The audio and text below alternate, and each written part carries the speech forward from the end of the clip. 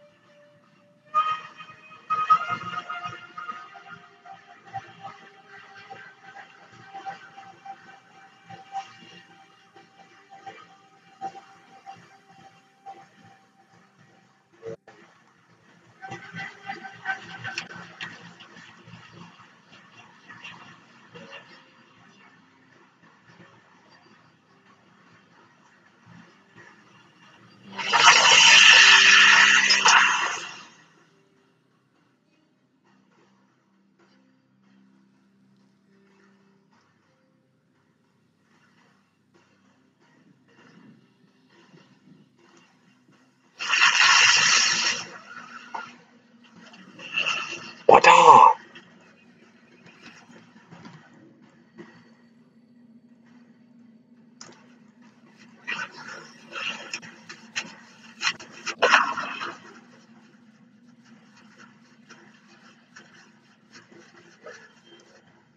Oh, great.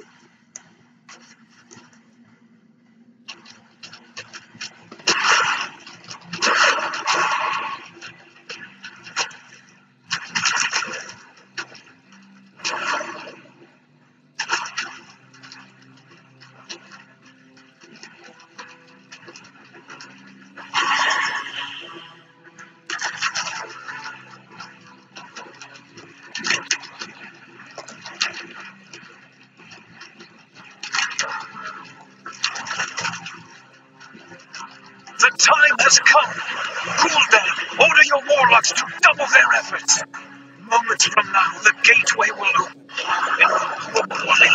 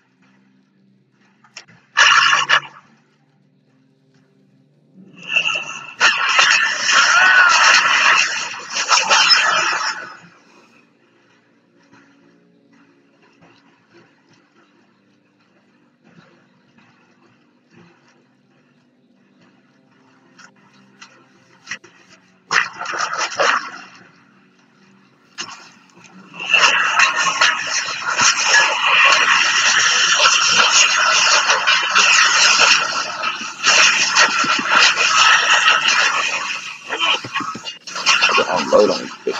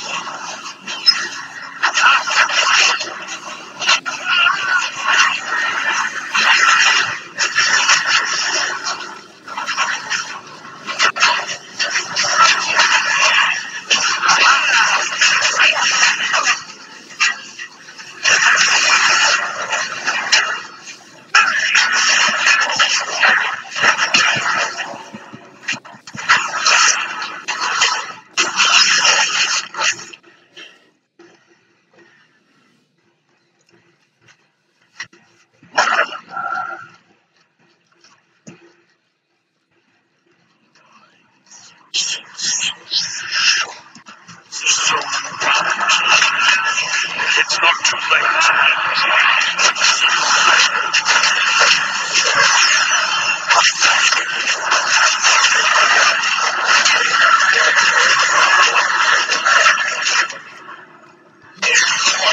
Yes, sir.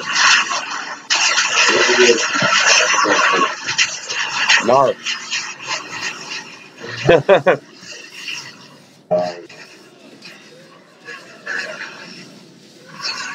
I am doing the Caverns of Time. I'm human.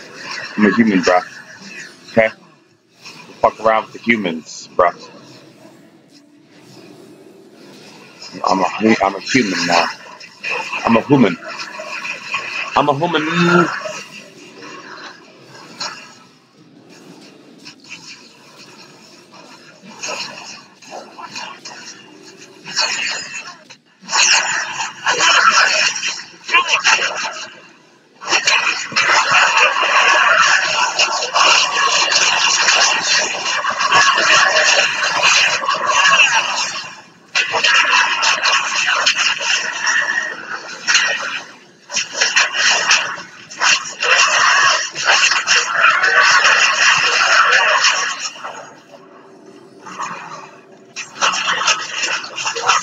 Damn it, where's my computer?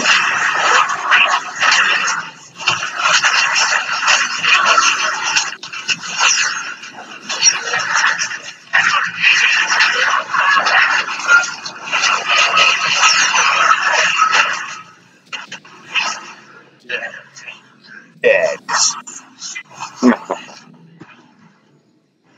Did you see?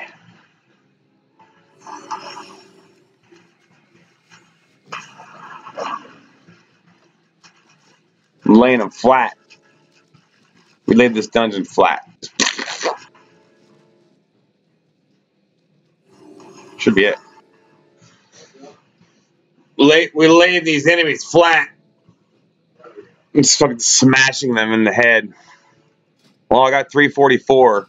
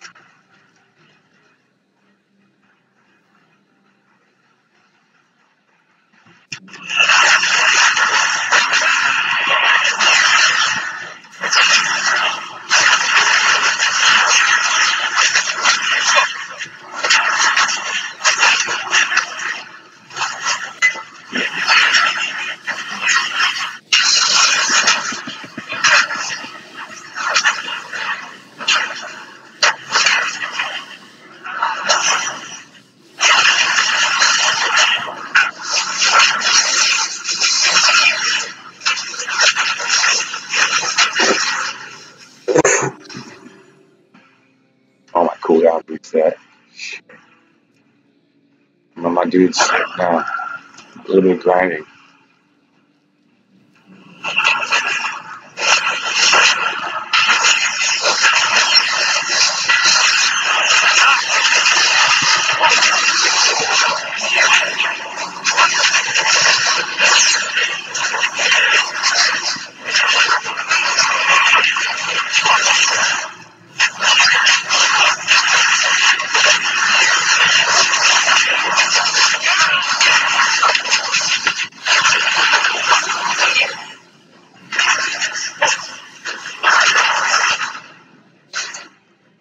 Damn.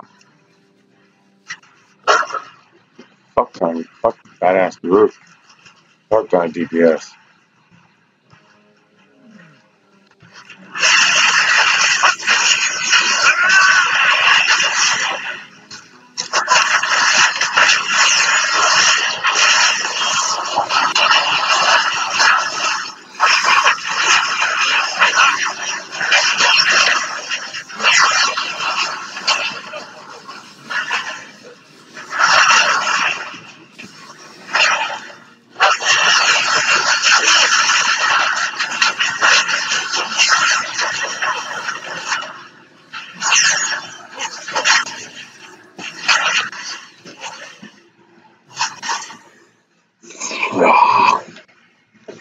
Want to turn on some lights? The time has come to shatter this clockwork universe forever and let us no longer be slaves of the hourglass. Those who do not embrace this greater path shall become victims of its passive action.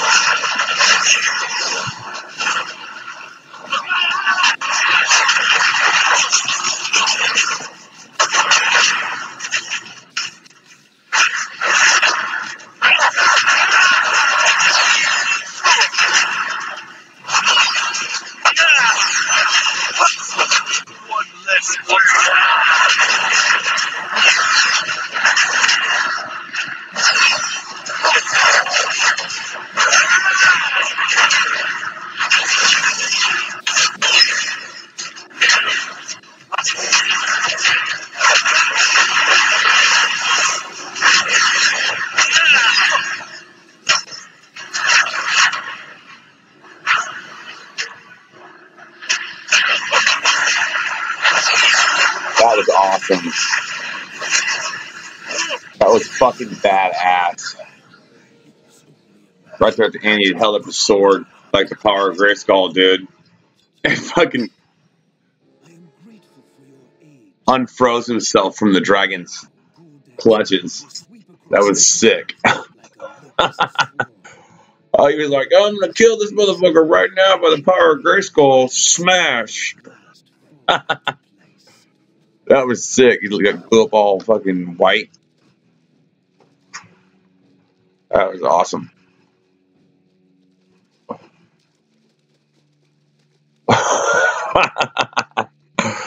That was cool. You hear what just happened? What? I was fighting this really hard elite dragon, the boss, like the one next to the end. Yeah. And right there at the end, the dragon like threw some clutches on him to stun him, to stun the whole group. And then I fucking came out of it and held my sword up like the power of Grayskull, dude.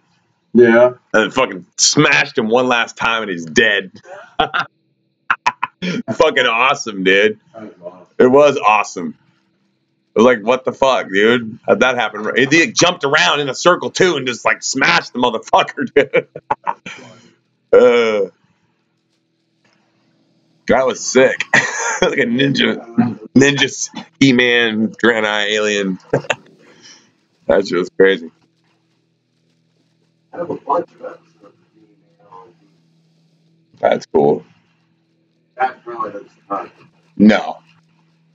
I got, like I said, I got the golden books, every one of them that were printed with the tapes.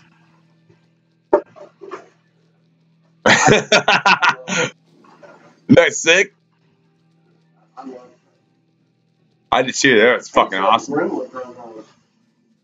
Gold books with the record. Yeah, never play. I never like the newer ones that I got that were actually in mint condition. Oh, never play those in the tape player ever. Oh wow, those all together would have been worth a lot of fucking money. Those are already worth like 10 million. Like not 10 million. I got $1 million probably in now. All of the collection. I actually have those. I used to have the He-Man She-Ra comic book about Adora becoming She-Ra. I actually have that comic. That's cool. She-Ra. My sister was She-Ra. That was He-Man. She turned into a fairy godmother and like disappear, bro. Really? Yeah, she disappeared in the house somewhere and make me find her. That's awesome. I actually had the huge, blazing sword from Voltron. That's amazing. I had the power sword too, lit up and everything, dude. Mine actually, it's like, I have the one that pretty big. One side of it glowed in the dark. That's what I have. That's cool as shit. Yeah. Oh yeah, that's cool. We had some really cool toys back then. 5 eye levels higher. I had the Ertl, the entire set from Ertl for the Dukes of Hazzard. Those Crazy. cars, yeah. They were like Hot Wheels, but it was by a company called Ertl. Now I'm telling you what. They only do like tractors, like down here tractors. The last couple I got that were mint were the Rise of Skeletor and something with Battlecat. How Battlecat was born. Yep. But it was lit. It was sick art, like comic art, right? Mm-hmm. Like the comic book kind of, but not as like upgraded. There is talk about a He-Man almost like reboot, like the story continuing. They did it in 1990. Well, no, they're actually thinking about bringing it back where He-Man is actually, well, it's Prince Adam. He's still He-Man, obviously, but he's married to Tila and has kids. He-Man? Yep. There's talk about that. And there's been talk about doing a real... I bet these fucking kids fucking like little He-Man and shit. Well, there's even talk about... Hybrid power, dude. She-Ra and He-Man? Well... Or, no, it's Tila. Tila was the adopted daughter of Man-at-Arms. Right. Remember? Right. Did you see that movie Masters of the Universe with Dolph Lundgren? I have it. Oh, you do? Yeah. That shit's crazy. I don't know were you old enough when it came out? I mean, sort of thing. You know the new He-Man's gonna be, right? He's making a new He-Man movie too. Yeah. You know who's gonna be, right? Who? You know who He-Man's gonna be? I haven't heard yet. Guess.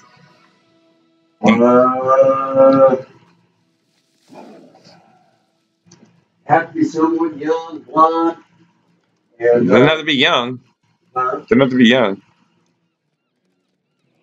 I don't know who. Just take a wild guess. I don't have a clue at this point. Fucking Dolph Lundgren. They're gonna let him do. Hell no. He fucked it up last time.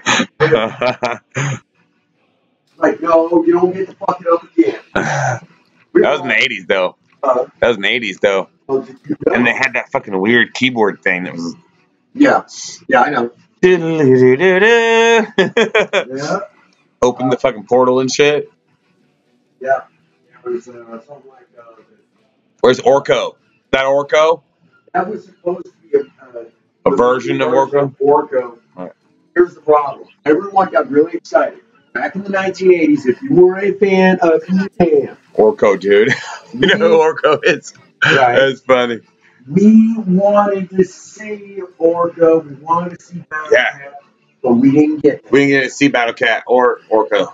No, we didn't get any of that. We didn't see the sorceress transform into the Falcon that you're supposed to. Right. Right. Right. We didn't hardly see the sorceress at all. Remember the Talon Protector for the Castle Grayskull? You get the Talon Protector. Mm-hmm. You put that on top of the. Yeah. Oh no, it got better. We didn't see. They fucked up the throne room. The throne room was all jacked up. Oh, is it? Yeah, yep. It was all jacked up in the movie. Yep. But I get it. And so was the power sword. I was just about to say.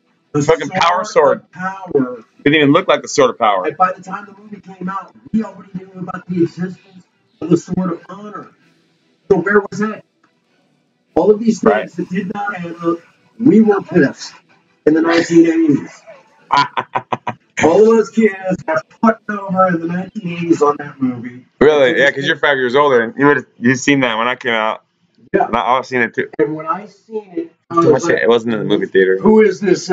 Who is this? You know, this goblin looking. That is not Orko. Right. Right? We were mad. Didn't care about any of all the other shit. There was no work on. There was no battle cat. Screwed up the film room. Skeletor didn't look like Skeletor. He looked like Pinhead. Kind of like Leatherface. Yeah, actually that was pretty cool. They did a It was really alright. good job On Skeletor, yeah. for the time. His mouth moved and everything perfectly. Like We didn't even get exterior shots of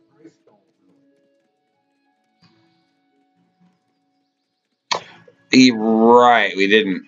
We really did not get shots of Grayskull. There was one, wasn't there? Yeah, there was one.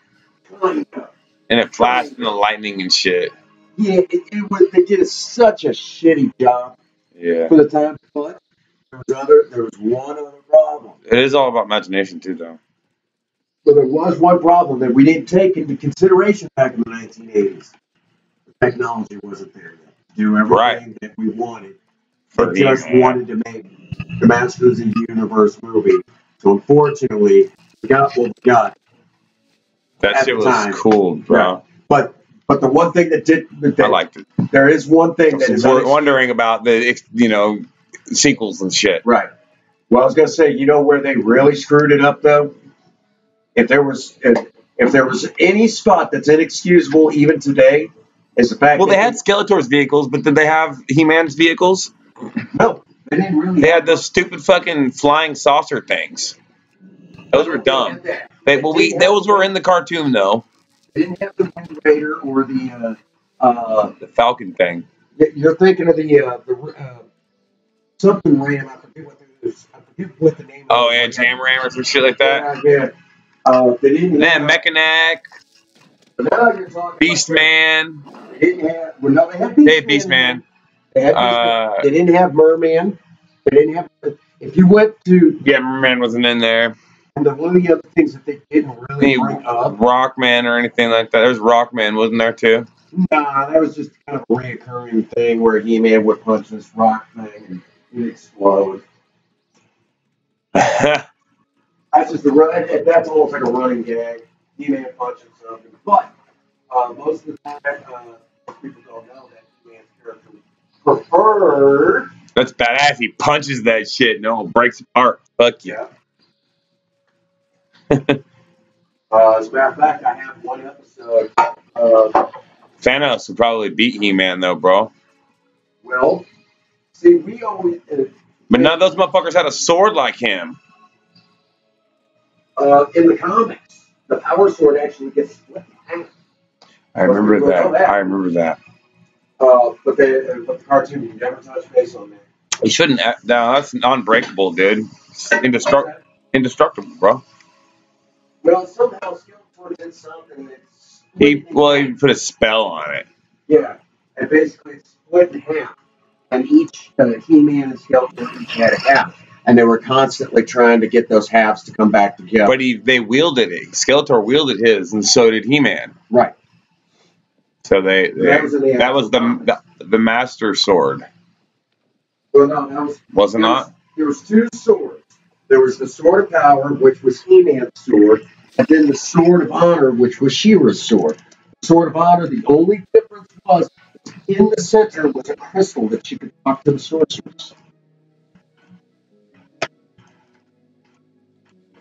But she had an additional one to talk to at the top of this mountain we called Life Hope. One of us had no life as a child. Right. And I actually remember all of this. Because I'm one of the sources of 80s cartoon knowledge and Take it. Skeletor. Fictional character, main antagonist of the Master Universe franchise. That's pretty cool, Skeletor. Yeah, that's Mr. Blue, humanoid, purple hood, yellow, barb, bone, skull. Ancient secrets, cast Grayskull. Where the cavern around. There was one where he got the sword. It has every single episode on here. About 156, isn't there? Shows? 156 episodes to He-Man and the Masters of the Universe. Crazy. Should be about that. Oh, no. You look that up, I bet you could be close. I bet you could be close. Probably. She-Ra was about 186. Really? Yes. She-Ra got short. She did play for a little bit longer, didn't she? Yeah, a little bit longer. She lasted about a year. I think she may have had one. And He-Man, we always look forward to when He-Man and She-Ra have their crossovers. We always loved that one. Right. Yeah, because they both fucking do this, the power across the Grayskull at the same time. Well, she would say for the honor of Grayskull. Right. And she had a swift wind to ride. Which was a Pegasus. Not a unicorn. Yeah. Not an alicorn, but a Pegasus. Right.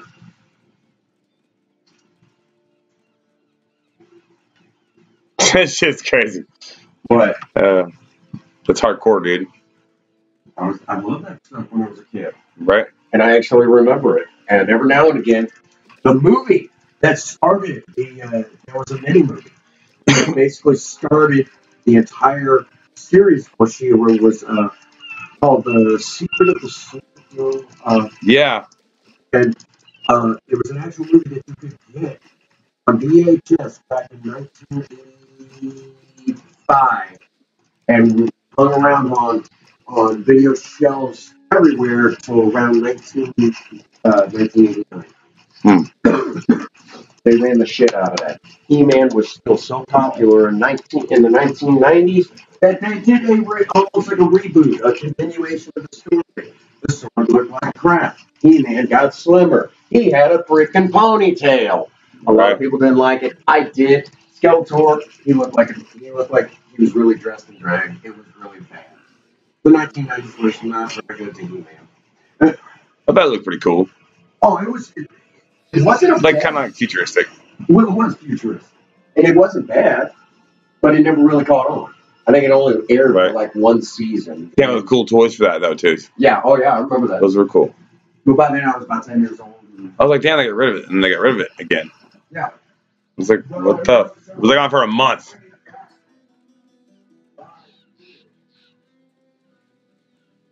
It was on for like a month. There's also a particular gentleman who thinks that He-Man is glorified Nazi German.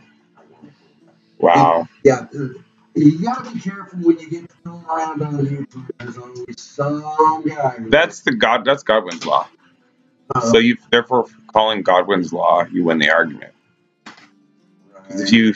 If any internet conversation ends up talking about ultimately Nazi or Nazi Germany or Hitler, that's called Godwin's law. And if you want to go into it, you can go into the inner depths of the conversation, but it's all going to relate to what he's talking about. Right. Which is Godwin's law, and you win the argument. So you don't have to. Actually, he brought up the cross on He-Man's chest piece, and the fact that he was blonde. That could have been black. There's black people in there too, in He-Man, wasn't there? Rare, but they were there. Actually, not really. There was different races. Weird. It was. Well, maybe the limitation of the artist. Right. Well, you're talking about flat 2D animation, okay? Right. Most people don't know in the 1980s. We had Ghostbusters on the big screen, but there was also a Ghostbusters cartoon, and there was actually two different versions. Yep. There's a big story behind that. I remember that too. There was Filmation, who made He-Man. They had their own version of the Ghostbusters, which they had technical rights to. The art form looked the same. I thought that. Dude. No. The art form, what it was, and I could actually break it down for you. Filmation owned the rights because in the mid-70s, they had a TV show called Ghostbusters. The problem was it never really got on. It only had maybe like 5 episodes. It was that bad. And it was live action, but it was. I have a friend, he's older, his father was the inventor of Technicolor. Really? Yeah, dude. And I met a lot of cool people from the historical people that got covered up, you know what I'm saying? She wanted to make an autobiography for him, or whatever, you know, and put out all the information she had. So I was trying to help her do that. But I never do that. I was going to interview on live stream and stuff like that. You know, do that. But, she's still my friend to this day.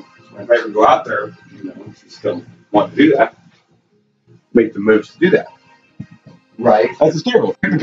And I don't know exactly what he did, but I'm sure he pioneered it, like she said, had all the books and stuff like that for the technology that they had at the time. Well, most people don't know that Telnet still exists. Telnet? Yeah.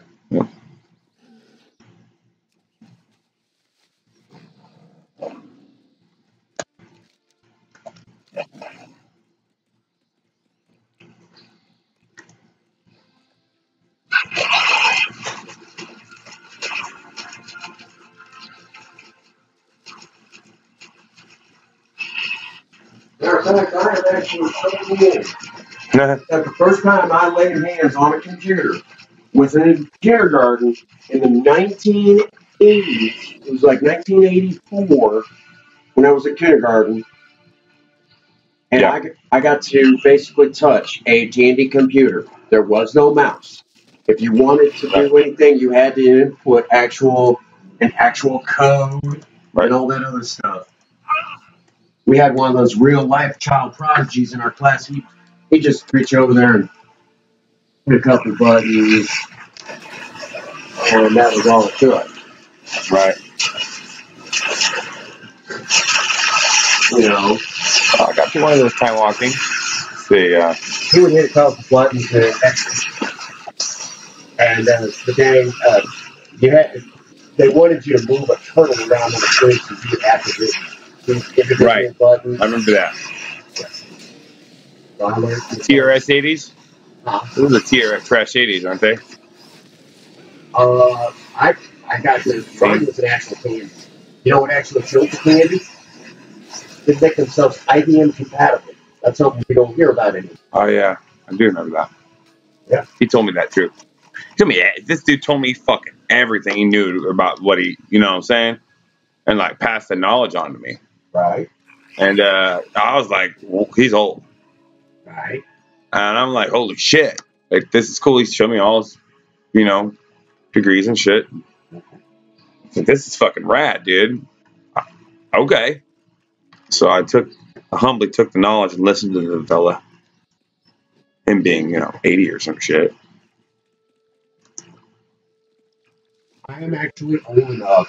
When I went to work in the medical field in the late 90s, real late 90s, we're talking 1997, when I took my first job as a CNA, wasn't even a med tech yet. Working at Arcadia Valley Hospital, which was across the street from the McDonald's in Pilot Knob. That's right. That hospital has been closed since 1998, so now we're really giving away history. Right. I actually got to take care of my one and only World War I veteran. Huh. They're all gone. It's been over 100 years now since World War I ended. Right. Which we know is Veterans Day. It used to be called Armistice Day, but it was later declared Veterans Day. Right. They're all gone now, huh? Do you know whose birthday it was? Who was a World War I, an important World War I and World War II veteran? No. It was the same day that Veterans Day is General George S. Patton's birthday. Okay. Who was a lieutenant colonel under General Blackjack Piercing during. I remember that in history. Mm-hmm. I dug deep in history. I was very interested in it. Although I haven't practiced it, so I really kind of forget all that. detailed information. General Pretty detailed. General George S. Patton studied. He was a graduate of West Point and the Virginia Military Institute, both academies. Was fluent in French. He was also a historian, a self-made historian. Mm-hmm. He was quite the scholar. He was a poet, which there is a book out. You can actually get a book of General Patton's poetry. The most beautiful poet. In the actual movie, where George C. Scott was in the movie Patton, where he was quoting that poem, that was actually one of General Patton's poems. Wow. Yep. Upon his death, his wife Beatrice actually started burning some posters to stop her. Was able to take a few of them. We have those. Wow. It's also believed that Patton suffered from dyslexia. But when he went to school at the age of 12 years old, they couldn't believe how well he had such a mind that he could read just from hearing things. He could actually quote things from books. Wow. Of course, the main book back then would have been the Bible. Right. And that was in the 1800s.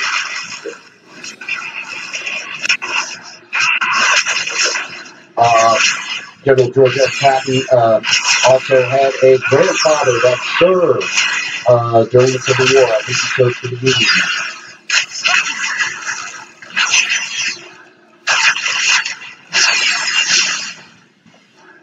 When General Patton went to court his wife Beatrice, her dad didn't like the idea of her marrying a military, a career military man. He actually went and wrote a long-winded letter. Basically, in a nutshell, he said, "This is the only thing I know what to do. This is what I am. Right. It's the only thing I know how to be." And just stuff like that. And he, of course, gave the blessing. Cool. Yeah, same thing.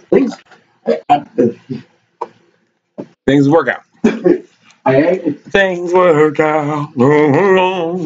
I actually have filled my head so full of knowledge from our history. It's actually ridiculous. That's cool. I actually know the difference. When I said I knew about the 57 Chevy, all the ins and outs of it, that is not a joke. I actually know there was actually two different styles for the 57 Chevy. Cool. There was the normal, everyday 210 Bel Air, the one we're all familiar with. That was the 210 series. Huh. But then there was another one. It looked like a 55 Chevy from the front of the door back, but it still had a 57 Chevy front clip, and it was called the 150 series. And if you got it with the Rochester mechanical fuel injection on top of a 283 with a standard transmission, you had the Black Widow. Oh yeah. It was called the Black Widow package, and it was for NASCAR. That's cool. But NASCAR would not allow any car company to use fuel injection on the track. Carburetor? It was 4-barrel. It's still that way. It's 4-barrel carburetor engines only. Huh. 4-speed manual transmission was all they were allowed. And that's what GM put on the track. But to commemorate their NASCAR series car, the 150 series, Bel Air, 2-door, 283, 3-speed manual, Rochester mechanical fuel injection. That was Rochester mechanical fuel injection. Yeah, it was an actual fuel injection system. We had fuel injection from actually GM had fuel injection starting in 1957 and was only offered in passenger cars for 1957. It was only on the 283. After that, you could only get it in Corvette from 1957 all the way up until 1965. Dang. In 1957, the Chevrolet 283 was the first American engine to achieve 1 horsepower per cubic inch. a feat that we really don't think about as important today, but they did it with the Rochester fuel injection system in 1957, and that engine was rated at 284 horses.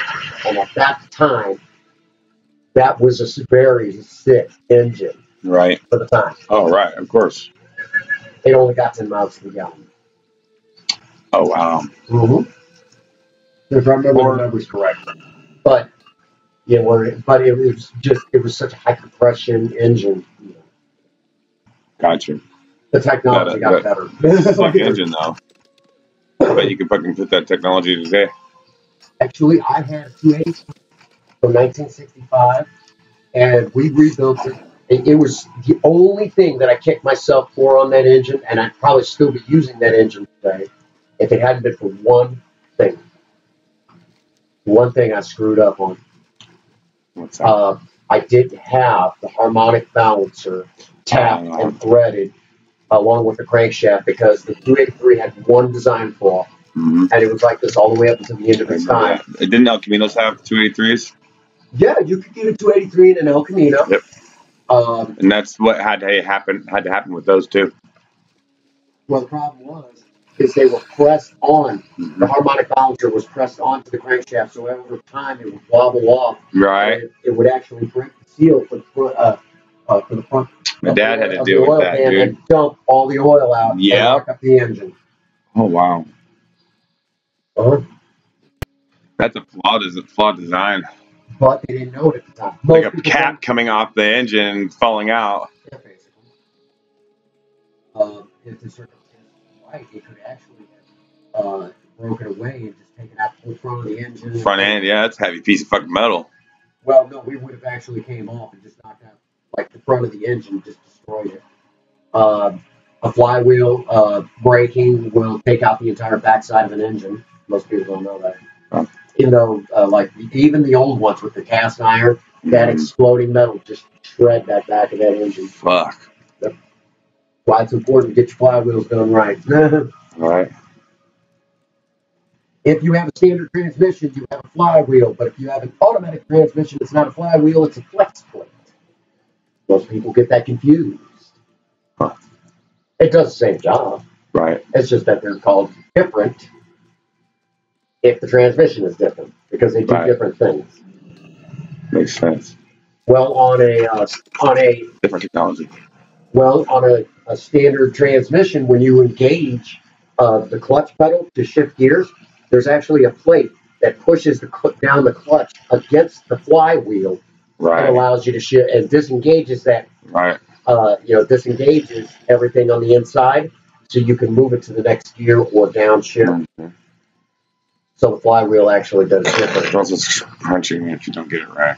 Well, it'll make a horrible grinding noise, and you'll actually hear me occasionally say, when that happens, grind me off a pound. Huh. That's an old joke. All this old hot rod stuff that I... Right. People go nuts for that stuff, the old hot rod tech.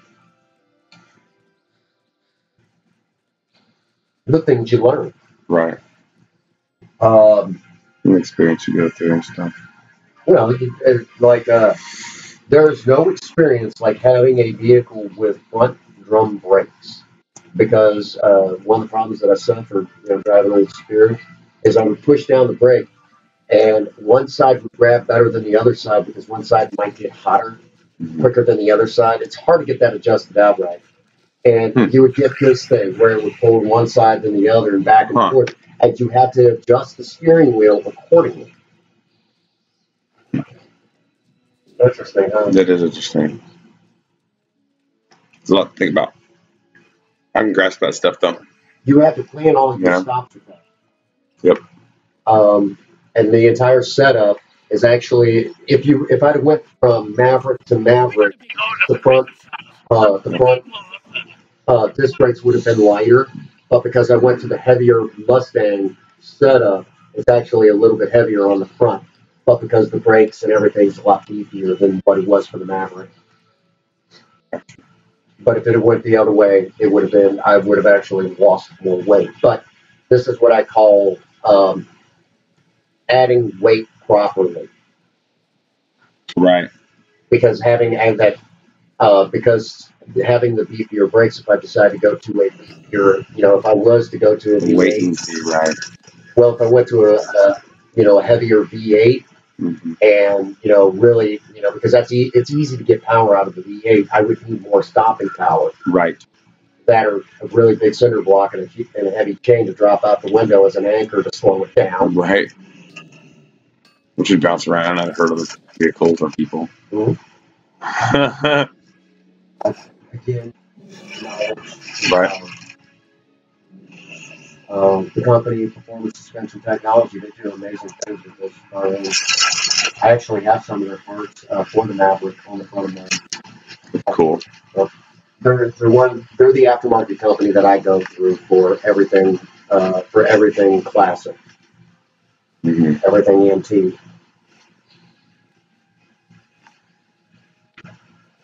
I remember the day came whenever we ended up with that Mustang because, when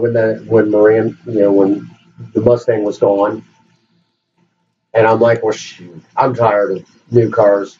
That already been the third newer vehicle that I had, and I said, I'm done. I want to go back to old carbureted engines, right, and stuff like that. I'm like, well, shoot, the cars of the 70s were around, and I got looking. It's like, wait a minute, times have changed. So the other car was automatic? You're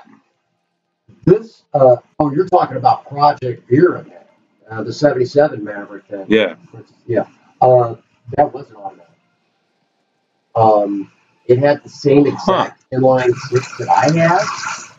Matter of fact, the engines are identical, except that hers had air conditioning in it. My brother Keith knew a lot about Volkswagens, and he could fucking build that shit from the bottom up, bro. Volkswagen. Fortunately, he shot himself in the chest with a shotgun. Well, okay. Volkswagen, ironically enough,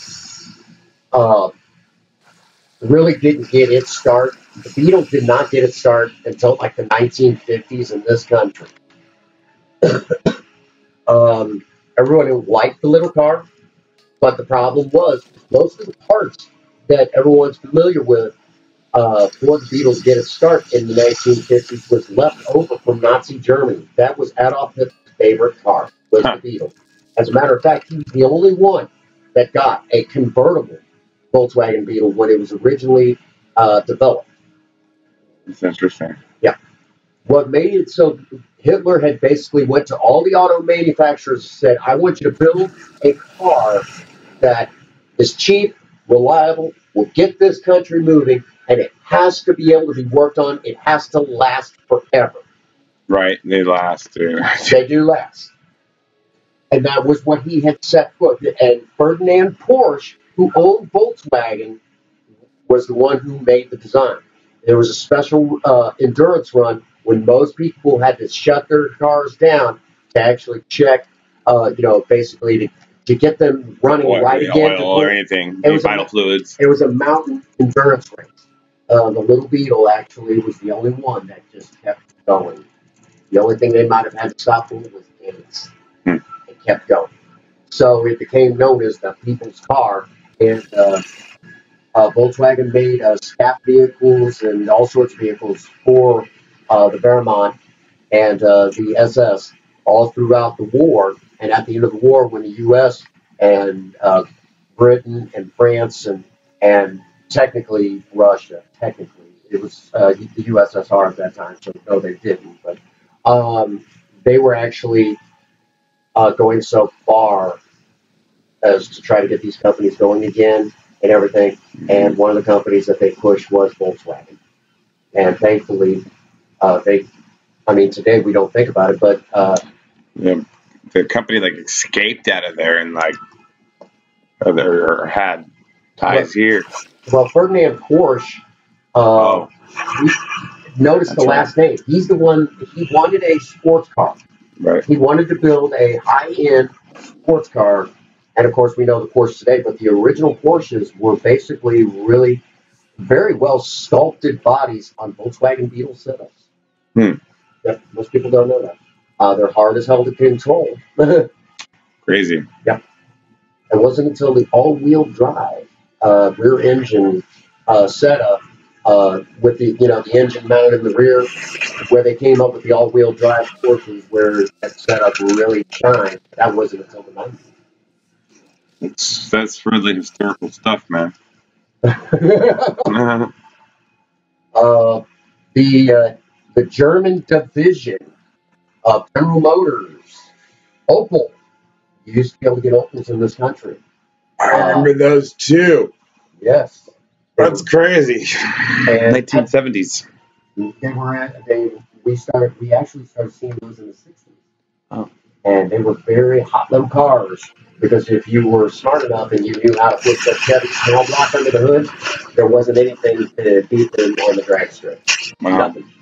There was an urban legend about a guy who had a Volkswagen Beetle here in Missouri, actually not too far away from what is known as Wildwood, Missouri. Used to be Grover and all that. There was a guy who actually had a Volkswagen Beetle that he ripped everything out from underneath it and put a standard front engine rear wheel drive setup underneath it. And under the hood, under what would normally be the trunk for the Volkswagen Beetle, right. It then became the actual hood, and under that hood was sitting a Chevrolet 327, four-speed manual trans. He had it set up, and he kept the original Volkswagen engine in the back just for weight to keep the dang thing on the road. Wow. And there wasn't a vehicle at that time, or even today, from my knowledge, that could beat it in a quarter mile. That's crazy. Nobody knows what happened to this vehicle. The last known sighting that I know of was around 1982. Insane. The things right? Goddamn mobs. Right. You're sitting there like, gosh dang, man. That's cool. I learned all of this. The knowledge I crammed into my head about hot rodding, stuff I enjoyed as a kid. Right. We haven't even gotten to the stuff that most people don't know, but I was able to find out, and it's like, I don't want to know. Why are you telling me this? The Star Wars program. I don't know if you've heard about that. The Star Wars defense program in the 1980s. The laser missile defense system that was designed to knock out nuclear weapons in case Russia ever fired one at us. Star Wars? Yeah, the Star Wars defense program. It was under the Ronald Reagan administration. Wow. I'm like, really? Yeah, that existed. Vaguely remember that. As a matter of fact, not like some of the technology we still have from the Star Wars missile defense program still exists. That's insane. Today. The Patriot missile, right? That was from that program, and crazy.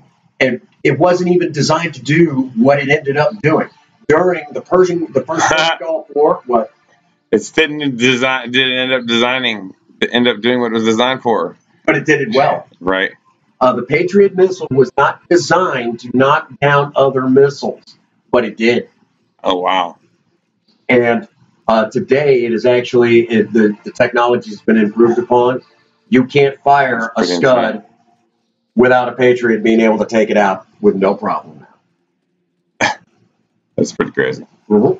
Well, they probably have the technology, too, on it. Oh, yeah. Since it was able to do that. I think we're in stage 3 now, the third generation now. That's insane. But generation 1 was not, it was basically, we were asking it to do what it was not designed to do, and it did it well. Right. So, a few Scuds would still slip through, but it still did a great job. Sketch Squad.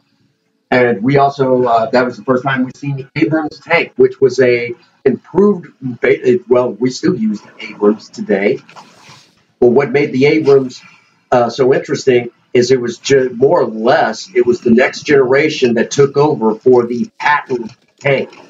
Yes, we had a tank named after General George S. Patton. And that, the Patton tank, if you find this interesting, ironically enough, was the first high-tech tank equipment it actually had a way of firing an infrared laser at a target, and then the cannon would lock on, range it, and fire and hit it very accurately. Wow. And that was left over from Vietnam. That's insane. Yep. By the way, the Abrams tank is still the only tank in the world that has never been taken out. Wow, Abrams tank? Our tank, the M3 Abrams, has never been able to be stopped. Who's that? I don't know yet. There's somebody's watching. Oh, sweet. Hey, what's up? Sometimes viewers don't like to be engaged, or else, or they're banned and they can't talk. Well, yeah. But see what I mean by all the knowledge I can cram into my head? Yeah, that's crazy. The movie Enemy at the Gate. Yes, That really did happen. There was a sniper, C.B. Zaitsev. But actually, the numbers on him were actually underrated in the movie. They say that within the first 6 weeks of the Battle of Stalingrad, well, when he got there, basically in like 6 weeks, it was something like 200 plus German officers he took out. So Jesus. the hunting was good in Stalingrad. Right. That's like Duke Nukem style shit, bro. He was Russia's for real. He was Russia's greatest hero. From what I understand, he lived a very quiet and enjoyable life after the war, and he received the highest honor that the Soviet Union had to offer. Ironically enough, it was called Hero of the Nation, something like that. And it's he's still to this day one of the greatest war heroes that Russia ever had. It's like fucking the Terminator. He was amazing. His general prowess in taking out and that famous battle against Major Koenig did actually happen. Right. Literally, one shot decided the fate of the war. Because if C.B. Zaitsev would have lost that sniper duel, Russia would have collapsed because he was their greatest hero at that time. He was the one in Stalingrad fighting. And it would have demoralized the country to the point of collapse. Wow. And Germany would have made the oil. Sounds like deep for vendetta shit. So Vasily Zaitsev was so important and instrumental in the Second World War. Quite possibly, that one shot, he may have saved the world. Yep. So I guess it's safe to say he's even a saint in this country. Right. Because the Eastern Front would have collapsed, freeing up Germany to bring more resources to fight the United States. The Battle of the Bulge would have turned out differently. It would have never happened. Wow. Yep. You know what I mean? A historical lesson from Prince Magnet on the Sketch Squad. Mm-hmm. Was that hurt? Yeah, my brain's crammed. How do you think I feel? I got all around in there. That's cool. We haven't even. That's just scraping the edge of the iceberg. We're just scratching the iceberg. I did Timewalking. You guys reviewed the first part of the stream. Mine, just hanging out now. Do Q&A. Yep, we'll have to do some cooking here pretty soon. Sure. And for those that don't know, I mean, history is interesting. History is really interesting. As a matter of fact, we're actually going to be applying something from history to Project Spirit, something left over from the Second World War, now known today as the world's oldest meme. I'll let you all figure it out, but we're going to put it in there. Don't cats. No, that's not the only. That's a meme between all of us creators. It's making its way around YouTube and all the other. Hashtag don't be cats. Yeah. It's making its way around YouTube, like. Don't fund me about Yeah. For all the kitty cats. on this one certain YouTube channel. Yeah, it's its own meme now. It's well, people do that, dude. There are people, man, that do what they do, you know. And it's unfortunate that happens, but you know, they ring. That story could have been a heck of a lot different. I was gonna say, it's one of those things. That story could have been a lot different, you know. But anyhow, The ramen diet. actually, I'm working up to it, man. We got a ramen dish to do. I just need that one pan, and it's soaking. The one from the poached eggs, which it's oh, and the lid. I got to do the lid.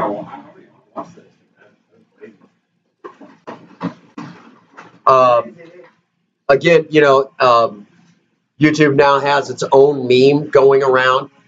And I've said this before, if you're an up-and-coming content creator, okay, hashtag don't be cats. Let me say right now, and I have said this numerous times before on another channel, so this person knows better. As a content creator, the one thing, if you're going to, as part of developing your channel, whether it's streaming, edited videos, what have you, okay, impromptu stuff, I don't care. It always boils down to, remember, when people start looking at your stuff, you're the good guy, okay? You really are the good guy, for the most part, unless you're doing something kind of, you know, off color anyways, then it just kind of depends. Those kind of creators don't stick around very long anyways. But the thing of it is that when you start gaining your subscribers, it doesn't take long for those subscribers can turn on you in a heartbeat if you do not remember this rule. You can go from hero to villain on YouTube, Twitch, or any other social media platform where there is streaming, even Facebook. You could go from zero to villain in a split second if you don't behave yourself. Watch your P's and Q's, if you will. All right? So if you are, one of the things that as Prince Magnum, I guess you could say is a service that I offer now through Discord as part of the... Right, that's all good. That's fine. One of the things, this is kind of, you know, regardless, because you're the one that pushes the content creation thing so importantly. If you are, one of the things that I will teach you is basically how to deal with the fact that we live in a society that political correctness can change in a blink of an eye. And, you know, that for an older guy like myself who's coming up on 40 years old, that can be very difficult. Yeah, you know, I come from kind of an older style tradition.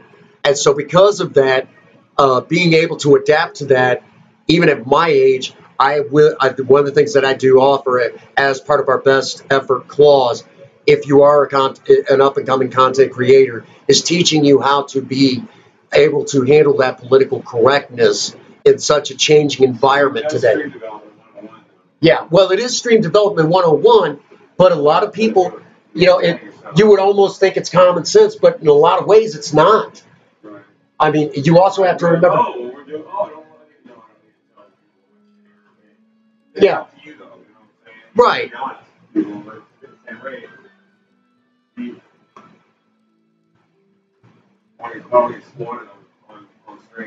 Right.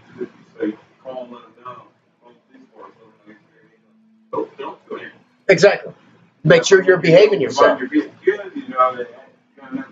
One of the things that, one of the things that's so super important when you talk about developing your own content is one of the things that I am grateful to say that the Prince Magnum channel, and now because of the work that I'm doing with my partner, Sketch Scars himself, better known to us on the Prince Magnum channel as GM and John.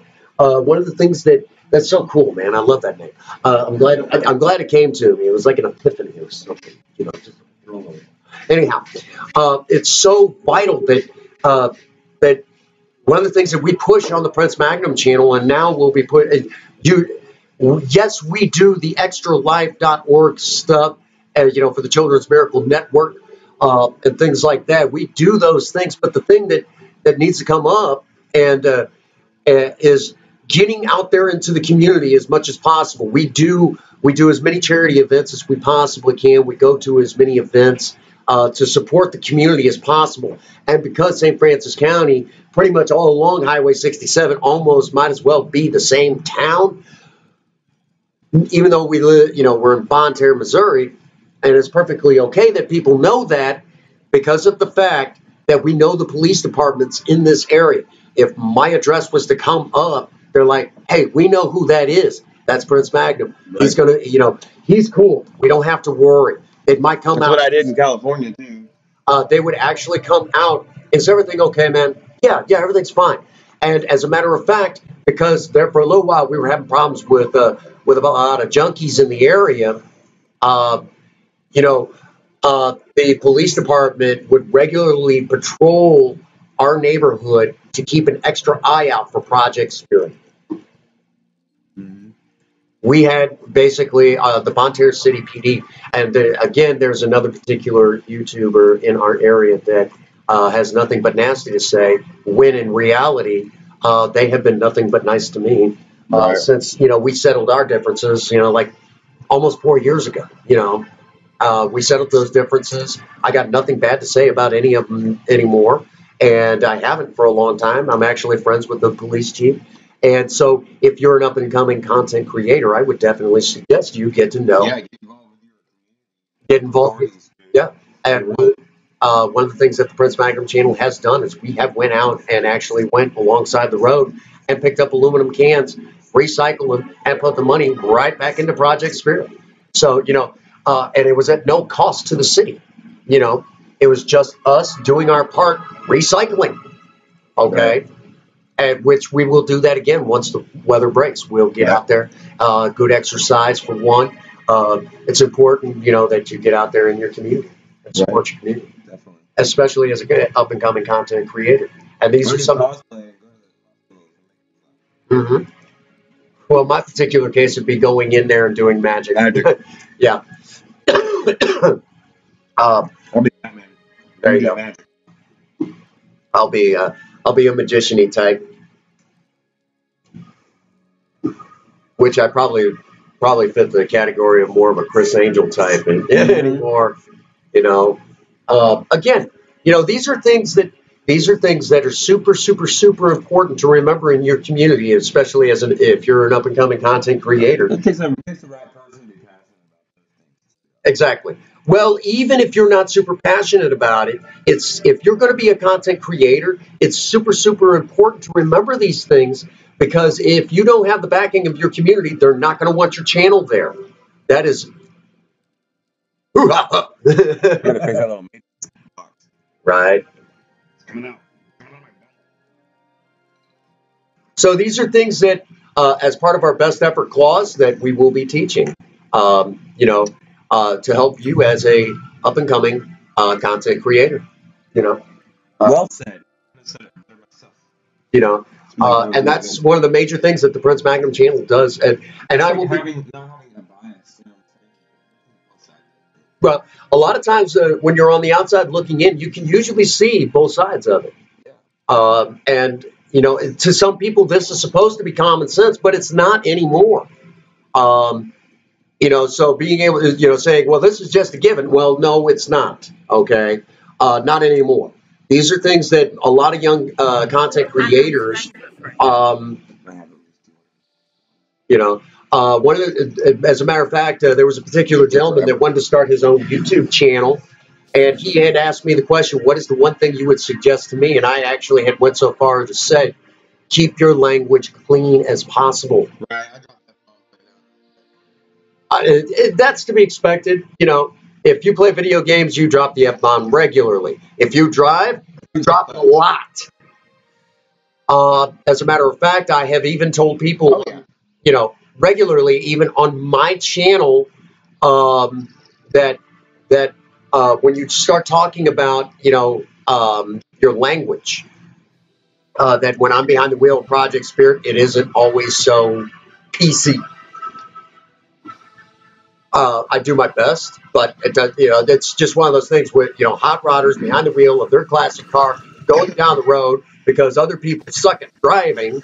Thank you very much, Missouri drivers who have now made us the 10th worst state out of the 50 states in the United States for the worst drivers. Where's that information? That's actual statistics that you can now find all over pasted all over the internet. Missouri is number 10 for the worst drivers in the U.S. I forgot who had the worst, but that is not something to be proud of, huh? That's everywhere.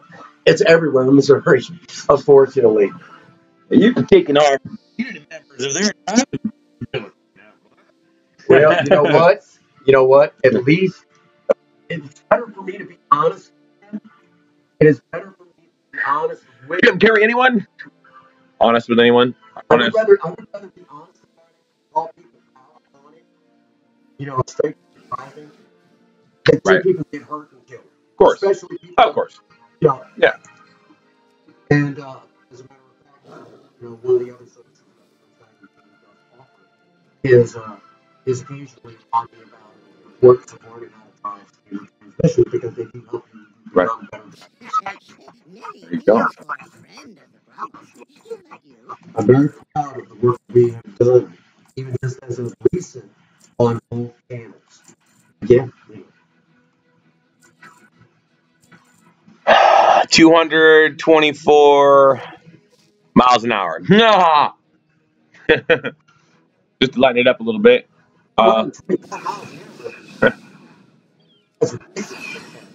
Right? It is. Because I know after you get around, your skin starts coming off of your bones and shit, Pretty cool feeling. Have you ever tried it? It really does feel like Open the window. I just put my shoes on, dude. I'm gonna fucking break my feet. Yeah, you gotta take care of you. I don't feel like doing first aid today, okay? My right foot, my left, but all of them were crunched. I had my shoes, I thought. Yeah, thank you, sir. This is like protection, bro. For real. I had to drop my steel toe boots off in St. Louis at the trash can. They're too heavy.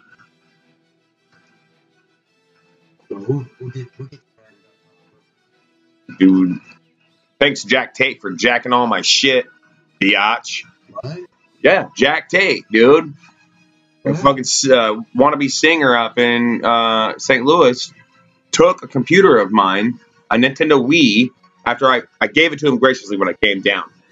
So here, take this. But I told him he could use the laptop for our business, in which he totally ganked it, as well as a couple phones of mine, chargers, not to mention things I don't remember, inverters that we could use for the cars and shit. You know what? What a fucking douchebag. And he tried coming on my fucking channel, like, talking shit. I abandoned him, dude.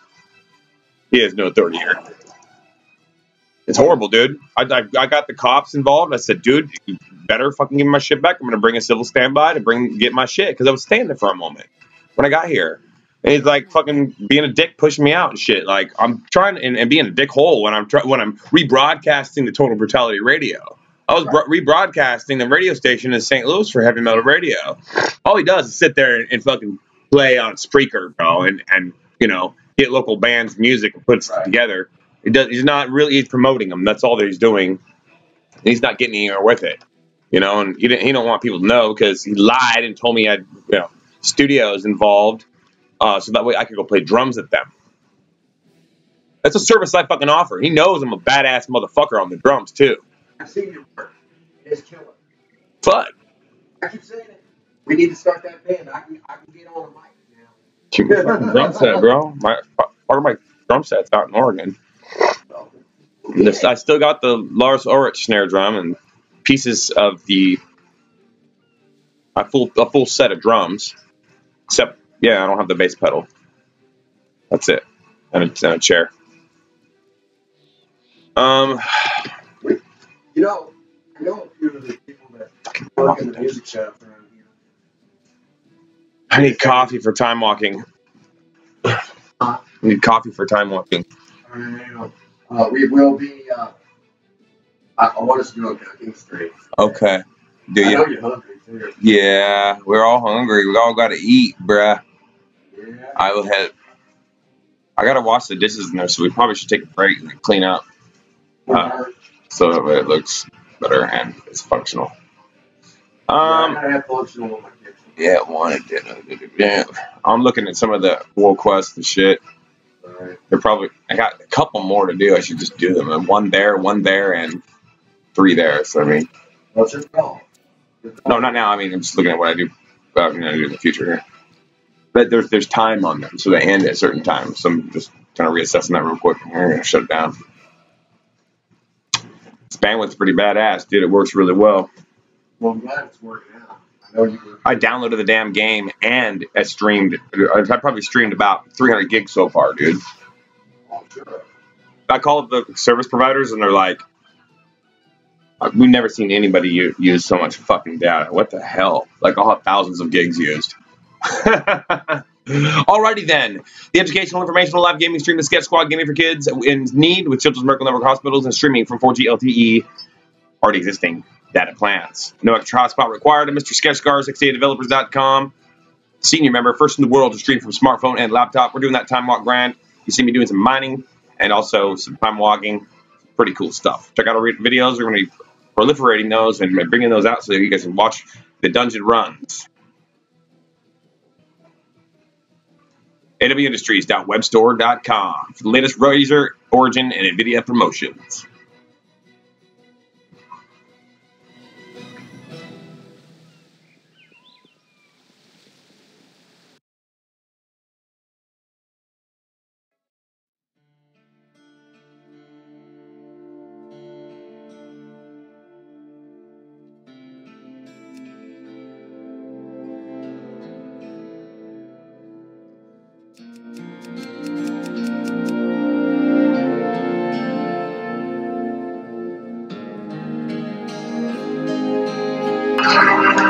We're going to be doing a live cooking stream here shortly.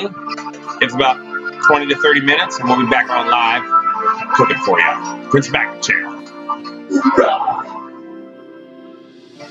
7 p.m. We'll start it up and see how much time we got left to clean it.